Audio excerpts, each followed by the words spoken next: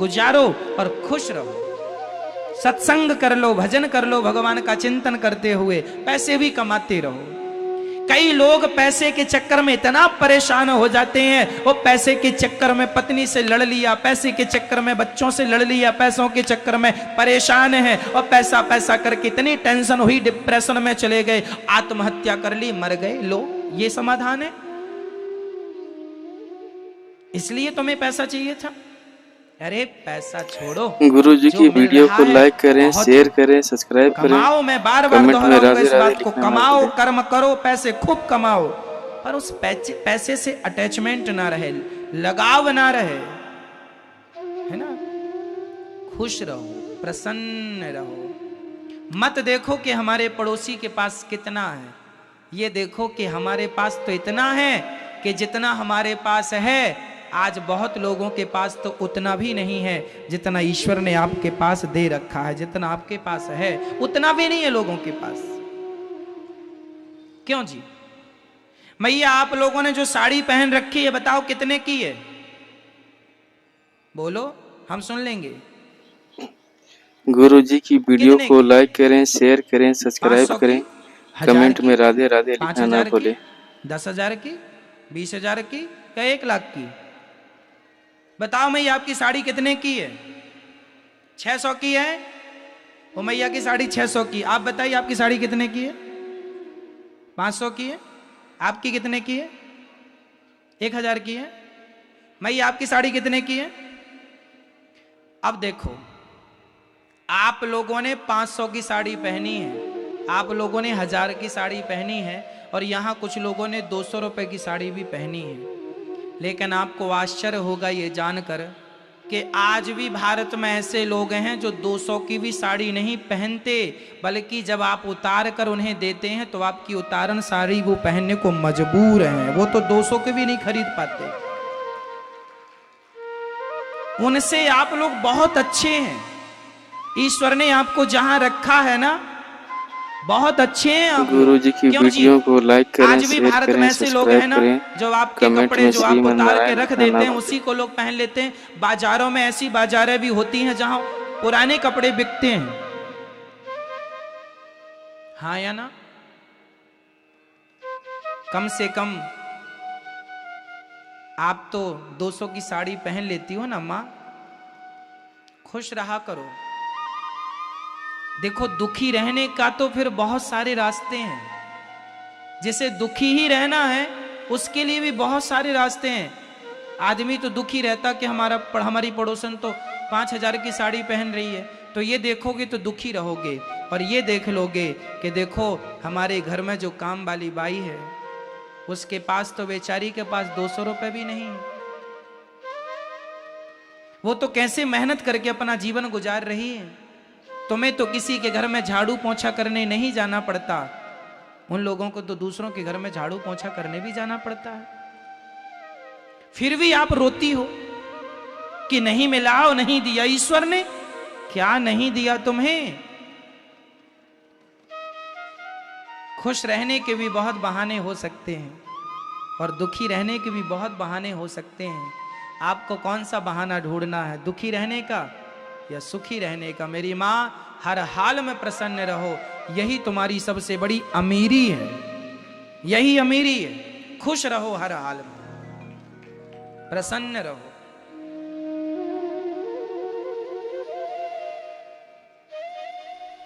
मत शिकायत करो कि ईश्वर ने ये नहीं दिया, वो नहीं दिया। जो दिया है वो कम नहीं है। जो हमारे पास है उसी के लिए लोग तड़प रहे, उसी को प्राप्त करने के लिए लोग परेशान हैं। ऐसा है। फिर गुरु जी की वीडियो को लाइक करें, शेयर करें, सब्सक्राइब करें, हर हाल कमेंट में राधे राधे खुश लिखना ना रहेंगे। भूलें। क्या रहेंगे? प्रसन्न रहेंगे। जितना मिल रहा है उतने में प्रसन्न रहेंगे। जितना प्यार मिल रहा है, तुम्हारा पति 24 घंटे में तुम्हें सिर्फ एक बार देखता है, बाकी समय गालियां देता है, तो भी खुश रहो कि उनसे तो अच्छा है कि जिनका एक भी बार नहीं देखता, कम से कम तुम्हें एक बार देख तो लेता है।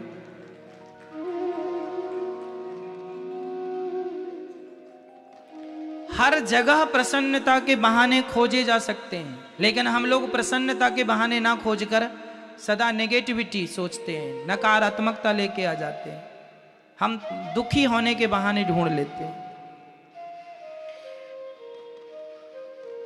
आत्मदेव जी के कोई संतान नहीं थी,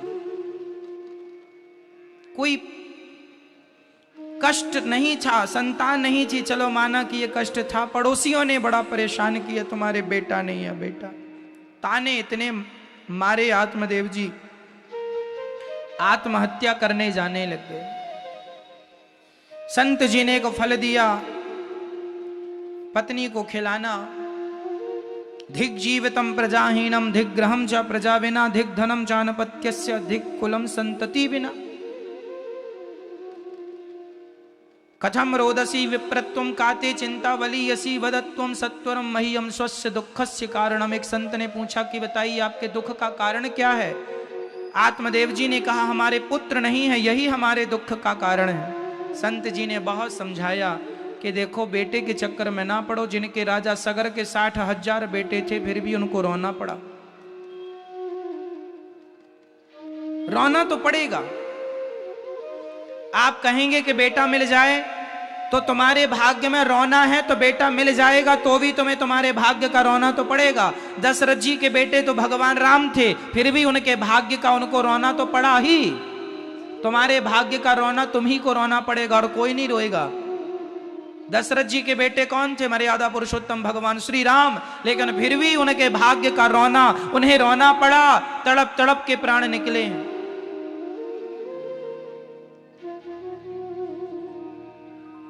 किसका भाग्य बदल गया है मुझे बताओ? सबको भोगना पड़ा है कर्मदंड। इसलिए खुश रहो, प्रसन्न रहो, जैसे रखें राम जी रहना चाहिए, और सीताराम सीताराम कहना चाहिए।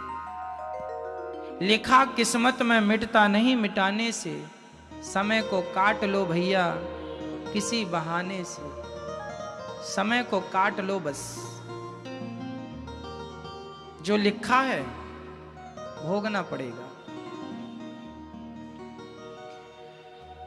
पत्नी को फल दे दिया आत्मदेव जी ने, पत्नी ने फल खाया नहीं, गाय को खिला दिया, सो गाय गर्भवती हो गई। देखो संत ने फल दे दिया था कि इससे बच्चा होगा, भाग्य को बदल दिया संत ने अपनी भक्ति के बल पर भाग्य में नहीं होए तो नहीं ही मिलता। आत्मदेव जी की पत्नी खा लेती धुंधली फल, बच्चा हो जाता, पर नहीं खाई, गाय को खिलाया तो गाय को बच्चा हो गया। नाम रखा गौकर्ण। कान गाय की तरह थे, शरीर दिव्य था, गौकर्ण।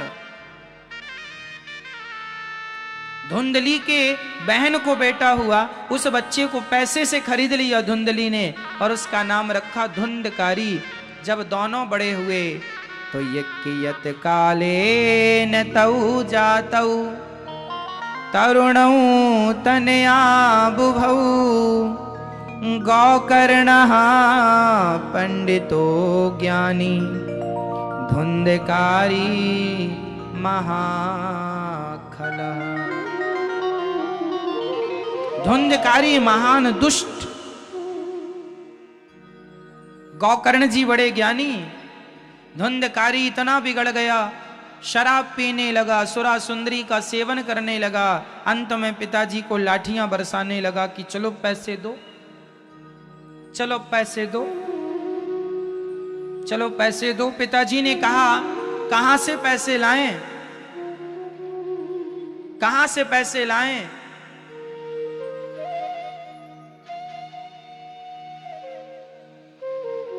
कहां से पैसे लाएं?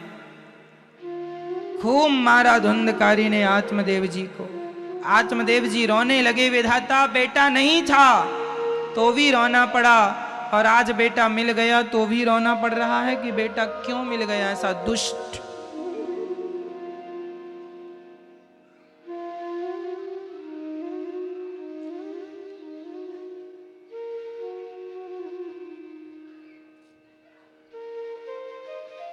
तुम्हारे भाग्य का दुख तुम्हें उठाना ही पड़ेगा, बेटा मिले या ना मिले। आत्मदेव जी को बेटा मिलने के बाद भी रोना पड़ा, उनके भाग्य का जितना रोना था। बेटे ने मार लगाई, अब रो रहे हैं, खूब रो रहे हैं। तब गोकर्ण जी आए और पिताजी को समझाया, पिताजी क्या हुआ, क्यों रो रहे हैं? पिताजी ने कहा, बेटा क्या बताऊं, बेटे ने मार लगाई है। जिस बेटे को हम अत्यधिक प्यार करते थे, वही बेटा हमें मार रहा है। ऐसे पुत्र से तो बिना पुत्र के ही हम अच्छे थे। तब गोकर्ण जी ने वहां जो ज्ञान दिया है ना, मुंचा ज्ञानम प्रजारूपम मोह तो नर के गति। ये जो मोह है ना, यही नरक ले जाने वाला। न चैन्द्रस्य सुखम किंचिन न सुखम चक्रवर्तिनः सुखमस्ति विरक्तस्य मुनेरेकांत जीविनः। असारः खलु संसारो दुख रूपी विमोहकः सुतः कस्य धनं कस्य स्नेहवान् ज्वलते निशम्। पुत्र और परिवार का मोह त्याग दीजिए पिताजी। सुतः कस्य धनम कस्य, क्या बेटा क्या धन। न चैन्द्रस्य सुखम किंचिन न सुखम चक्रवर्तिना, राजा सुखी नहीं है।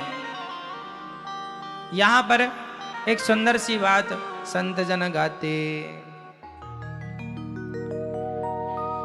गरीब कहे धनवान सुखी, धनवान कहे सुख राजा को भारी। राजा कहे महाराजा सुखी, महाराजा कहे सुख इंद्र को भारी। इंद्र कहे चतुरानन को सुख, चतुरानन कहे सुख विष्णु को भारी। तुलसीदास विचार करे कहे राम भजन बिन जीव दुखारी। तुलसीदास विचार करे कहे राम भजन बिन जीव दुखारी। गरीब कहे धनवान सुखी, गरीब कहता है कि धनवान वह सुखी है, और धनवान कहते हैं गरीब कहे धनवान सुखी, धनवान कहे सुख राजा को भारी। धनवान कहते हैं कि राजा बड़ा सुखी है, और राजा कहता है कि महाराजा ज्यादा सुखी है, राजा से बड़ा महाराजा। तो गरीब कहे धनवान सुखी, सबको लगता है कि वो सुखी है, वो सुखी है, जाकर देखो कोई सुखी नहीं है। गरीब कहे धनवान सुखी, धनवान कहे सुख राजा को भारी। राजा कहे महाराजा सुखी, महाराजा कहे सुख इंद्र को भारी। महाराजा कहते हैं इंद्र को बड़ा सुख है। इंद्र कहे चतुरानन को सुख, इंद्र कहते हैं चतुरानन मतलब ब्रह्मा जी को ज्यादा सुख है। इंद्र कहे चतुरानन को सुख, चतुरानन कहे सुख विष्णु को भारी। ब्रह्मा जी कहते हैं हमें सुख नहीं, भगवान विष्णु नारायण को ज्यादा सुख है। और तुलसीदास विचार करे कहे राम भजन बिन जीव दुखारी। तुलसीदास विचार करे कहे राम भजन बिन जीव दुखारी। राम के भजन के बिना सब दुखी हैं, चाहे ब्रह्मा ही क्यों ना हो। भजन के बिना तो ब्रह्मा भी दुखी है, इसलिए ब्रह्मा भी दिन रात भगवान का चिंतन करते हैं। इसलिए भगवान शंकर भी दिन रात आंख बंद करके भगवान के ध्यान में ही रहते हैं। सदा वसंतम हृदयारविंदे भवम भवानी सहितम नमामि। जो सदा भगवान कृष्ण का, नारायण का, राम का ध्यान करते रहते हैं, जो भगवान का ध्यान कर रहे हैं, वो ब्रह्मा ही क्यों ना हो, शिव ही क्यों ना हो, सुखी हैं। और जो भगवान को भूल गए वो सब दुखी हैं, चाहे वो कोई भी क्यों ना हो। इसलिए पल भर के लिए भगवान को ना भूलो और सदा कहते रहो, हे नाथ मैं आपको कभी भूलू नहीं। बोलो हे नाथ, जोर से बोलो। मेरी माँ आज एकादशी है क्या? क्यों आज एकादशी तो नहीं है? मैया बोलो, हे प्रभु, हे नाथ मैं आपको कभी भूलू नहीं। हे श्रीमन नारायण मैं आपको कभी भूलू नहीं। रोज कहो, हे नाथ मैं आपको कभी भूलू नहीं। हे श्याम सुंदर मैं आपको कभी भूलू नहीं। हे श्री सीताराम मैं आपको कभी भूलू नहीं। हे श्रीमन नारायण मैं आपको कभी भूलू नहीं। सदा स्मरण करो भगवान का।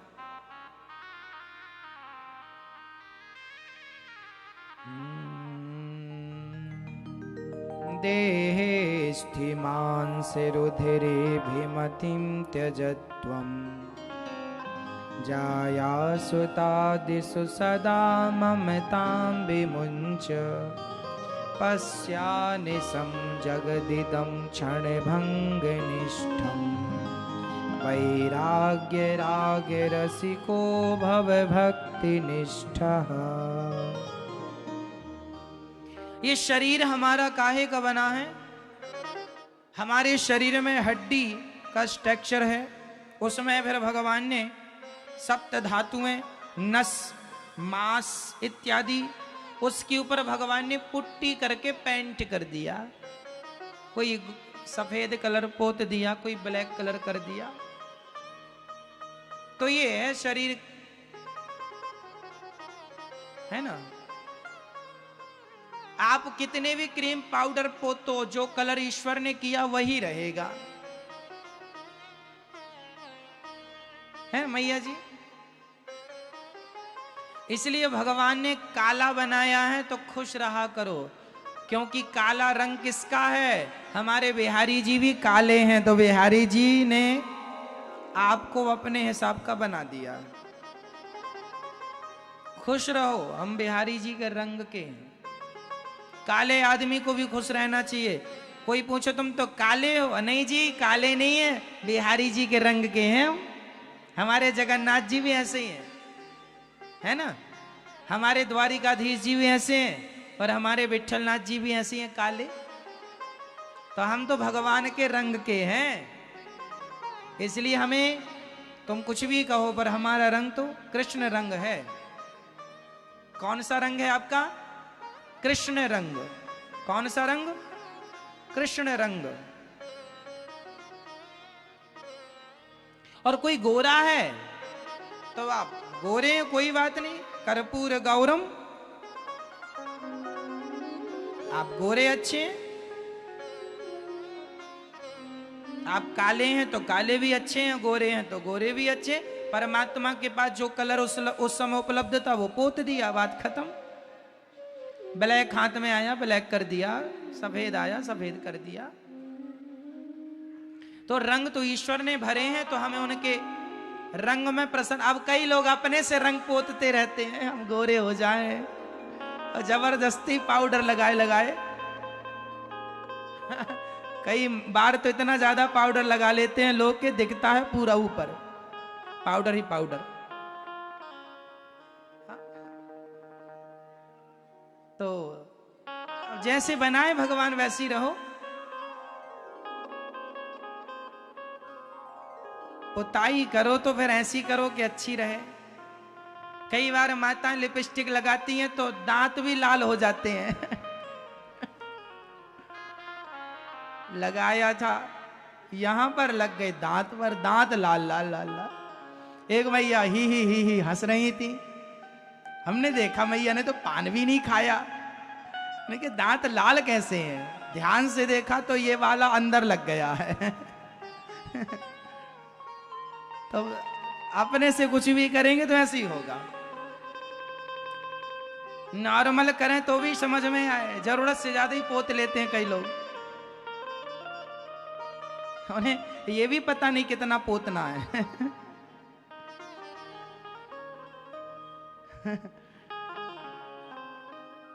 तो अच्छा है।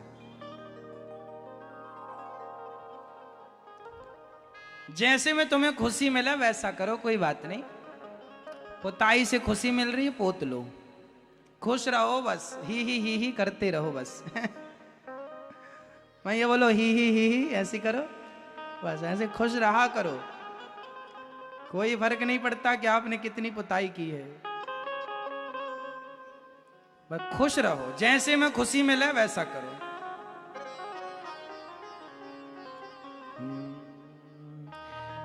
गौकर्ण जी ने दिव्य ज्ञान दिया, सेवा कथा रस महो नितराम पिबत्वम। पिताजी सेवा करो और कथा सुनो, यही जीवन का सार है। सेवा करते रहो, भगवान की कथा सुनते रहो, यही जीवन का सार गौकर्ण जी समझा रहे हैं आखिरी लाइन में। सेवा कथा रस महो नितराम पिबत्वम। बात खत्म। ये जिंदगी ऐसी है, जो समय सेवा में लग जाए वही सार्थक है ना मैया जी। हमारा समय कहां लगे? सेवा में। और हमारा समय कहां लगे? भगवान की कथा में।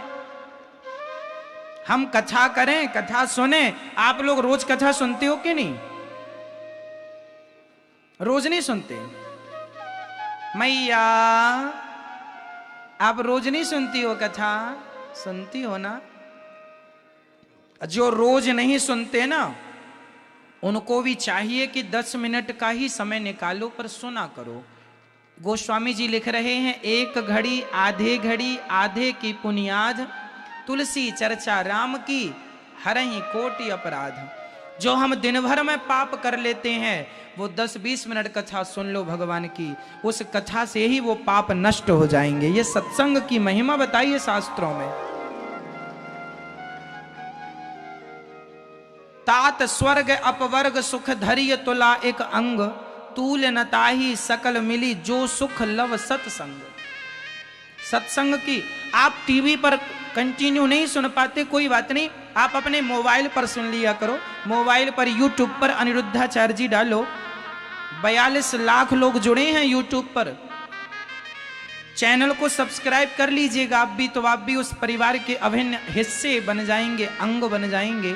और यूट्यूब के द्वारा आप कथा सुना करो। मोबाइल पर आप अनिरुद्धाचार्य जी डालो, ऐसे लाल बटन होगी, क्लिक कर लो, सर्च करके चैनल को सब्सक्राइब कर लो और शेयर कर लो। ऐसी डीपी आएगी टीवी पे खुल के, जैसा कि आप टीवी पे देख पा रहे हैं। तो चैनल को सब्सक्राइब कर लेने से यदि कथा अच्छी लगे तो औरों को भी शेयर कीजिएगा, ताकि वो भी सुने। और यही तो धर्म का प्रचार है। तो आप चलते फिरते जैसे जा रहे हैं, तो चलते फिरते ही आप कथा 10 मिनट 20 मिनट सुन लिया करो। किसी भी बहाने आप कथा से जुड़ जाएंगे। काम करते हुए, जैसे रसोई में रोटी बनाते हुए कथाएं सुनते रहो। आते जाते खाते कुछ भी, बिस्तर पर लेटे हैं, कथा चालू कर ली और बिस्तर पर लेटे लेटे सुनते रहे। कथा लोरी का काम भी करती है। आप कथा को सुनते सुनते सो भी, जिनको नींद नहीं आती, कथा सुनना स्टार्ट करो, लेटे लेटे अपने आप नींद भी आनी शुरू हो जाएगी। ये लोरी का भी काम करती है। तो ये दास अनिरुद्ध आपको लोरी भी सुना देगा। कथा ही लोरी है। धीमी आवाज कर लो मोबाइल में, वो कथा सुनो, लोरी का काम करती रहेगी। कुल मिला के कानों में भगवान का नाम सुने। भाई व्यर्थ की बातें हम करें, व्यर्थ की बकवास करें, उससे अच्छा है कि ये सुने जिसमें कुछ सीखने को ही मिलना है। और रोज आपको नई नई कथा सुनने को मिल जाती है। तो प्रिय भक्तों, सेवा कथा रस महो नितराम पिबत्वम। सेवा सबसे बड़ा धन है। सेवा करो। जैसे ये दास अनिरुद्ध सेवा, हमारा तो संकल्प ही है, एक ही संकल्प, एक ही नारा, सेवा ही है धर्म हमारा। हमारा धर्म क्या है? एक ही संकल्प, एक ही नारा, एक ही संकल्प, एक ही नारा, सेवा ही है धर्म हमारा। हमारा तो सेवा ही धर्म है, इसलिए दास अनिरुद्ध सेवा करता है। आपसे भी कहूंगा सेवा किया करो, अपनी माँ की सेवा, अपने पिता की सेवा, अपने पति की सेवा, अपने बच्चों को संस्कार देना, यह भी एक सेवा है। और इसके संग यहाँ वृद्ध माओं की सेवा आप कर सकते हैं। यहाँ हजारों लोग भोजन करने, संत लोग रोज सुबह सुबह आते हैं। आप भी अन्न क्षेत्र से अपने आप को जरूर जोड़िएगा, ताकि आपकी रोटी आप खाएं, उसके पहले आपकी रोटी पहले ये संत लोग खाएं। ऐसी आप सेवा, अपने आप को सेवा से जोड़िएगा। सेवा जरूरी है। यहां हजारों संत रोज भोजन करते हैं, अन्य क्षेत्र बढ़ता है, संत लोग अपना प्रसाद लेकर जाते हैं। हजारों की मात्रा में ये संत लोग रोज प्रसाद ग्रहण करते हैं। तो आप भी एक दिन का अन्य क्षेत्र बंटवा कर इन संतों की सेवा में अपने आप को जोड़ सकते हैं। ये वही संत हैं जो भजन करने वाले संत हैं। ये भजन खा के बढ़िया आनंद से भजन करते हैं। तो आप भी एक दिन की सेवा इन संतों की सेवा से अपने आप को जोड़ सकते हैं। ठीक है। यहाँ गौरी गोपाल जी की रसोई भी चलती है, जहां हजारों लोग श्रद्धालु भक्त जन वृंदावन कोई भी जब भी आते हैं, आप लोग तो प्रसाद यहीं पाने आप लोग आया करिए, ये दास की प्रार्थना है। तो यहाँ गौरी गोपाल जी की रसोई निरंतर चल रही है। आप भी अपने आप को एक दिन की सेवा अपनी ओर से जरूर जोड़िएगा, ताकि आपकी सेवा भी इन सभी तक पहुंचे और ये सभी लोग आपकी सेवा को ग्रहण करें। अन्य दान सबसे श्रेष्ठ दान है, ईश्वर ने बनाया है। तो यही संकल्प लोग के पहले हम खिलाएं फिर खाएं। और वो भी संत लोग खा रहे हैं, वो भी वो लोग जो वृंदावन का वास कर रहे हैं, वो भी वो लोग जो सदा भजन करने वाले हैं। तो हमारी रोटी खाकर यदि कोई भगवान का नाम जपता है ना, तो उसके जपे हुए नाम का पुण्य हमें भी प्राप्त होता है, क्योंकि हमारी रोटी उसने ग्रहण की है। हम इसलिए अन्य दान श्रेष्ठ दान, हमारे शास्त्र कहते हैं अन्य दान से बड़ा कोई दान नहीं है। दानम दुर्गति नाशनम। तो यहाँ हजारों की मात्रा में संत और प्रसाद नीचे गौरी गोपाल जी की रसोई में जो कि आप देखते हैं। आप अपने मोबाइल पर गौरी गोपाल आश्रम चैनल पर यहाँ जो नित्य रसोई बढ़ती है ना नीचे, वो अपने मोबाइल पर आप देख सकते हैं। रोज आप मोबाइल पर लाइव देख सकते हैं।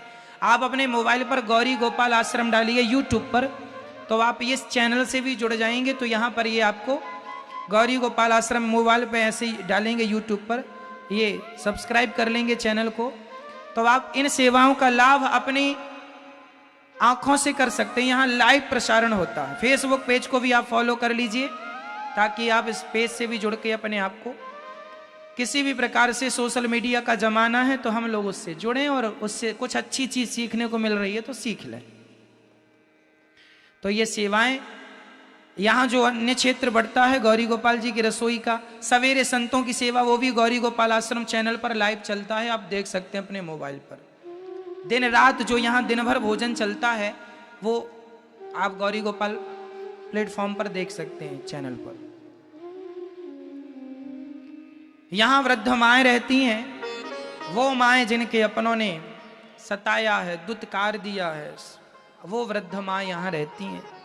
आप में से कितने लोगों ने वृद्ध माओं का दर्शन किया है? अच्छा, आप लोगों ने किया। तो जैसा टीवी पर सुना वैसे ही पाया कि नहीं? हाँ या ना बोलो। आप कभी भी वृंदावन आए तो वृद्ध माओं का दर्शन करें। ये वही वृद्ध माएं हैं जिनको आप टीवी पर देखते हैं। कभी भी वृंदावन आया करिए, दर्शन किया करिए माओं का। यहाँ 230 माएँ रहती हैं।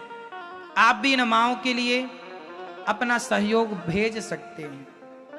ये गौरी गोपाल आश्रम में 230 माताएं रहती हैं। पूरा आश्रम पैक हो गया है माताओं से।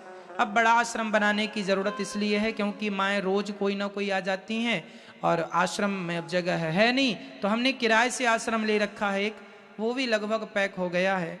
तो एक बड़ा आश्रम बनाने की ज़रूरत आन पड़ी है क्योंकि माताओं का आना जारी है।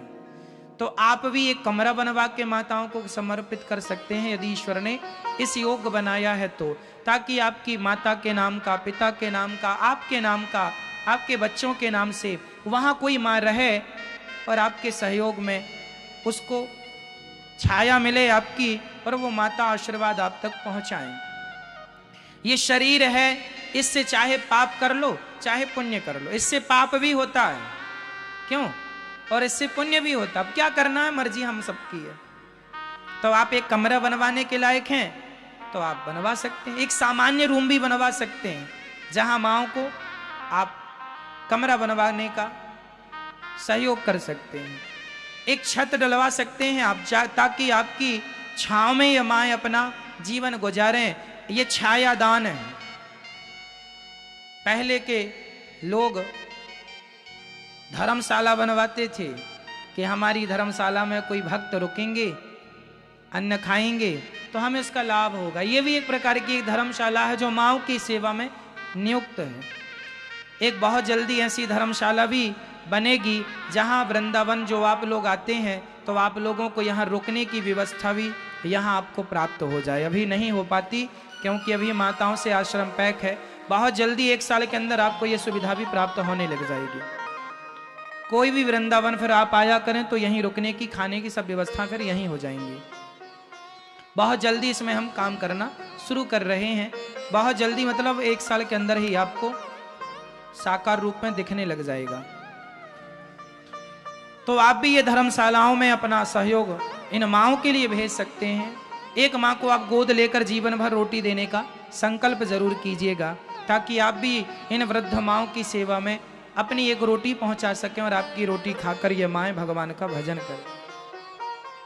मैया जी कहाँ से आई हैं आप? मैं भरतपुर से। मैया जी जो यहाँ वृद्ध माएं रहती हैं उन्हीं माओं में एक माँ ये हैं जो भरतपुर से आई हैं। भरतपुर में कहाँ रहती हैं मैया जी? गोपालगढ़, भरतपुर। तो भरतपुर में आप रहती हैं। कितने बच्चे हैं आपके? 2 बच्चे। बेटा है? बेटे हैं। 2 बेटे हैं? हाँ, लड़की नहीं है। तो 2 बेटे हैं, फिर भी आपको यहाँ क्यों आना पड़ा मैया? मेरे बड़े बेटे की लड़की की बहू मर गई थी पहली वाली जी। 3 बच्चे छोड़े थे, छोटे छोटे। तो एक 4 साल की लड़की थी, एक 9 साल की थी, एक 11 साल का लड़का था। 2 मैंने पाल पोस के बड़े करे और मेरे आदमी को मरे कम 41 साल हो गए महाराज। अच्छा, 41 वर्ष। हाँ, तो ये सब संघर्ष लड़ती रही। फिर नाती बहू ऐसी आई है महाराज जो मेरे को चैन से ना रहने देती है, ना सोने देती, ना बैठने देती है। बार बार कुछ ना कुछ, कभी कहती है टांग तोड़ूंगी, कभी कुछ या तो सारा काम कर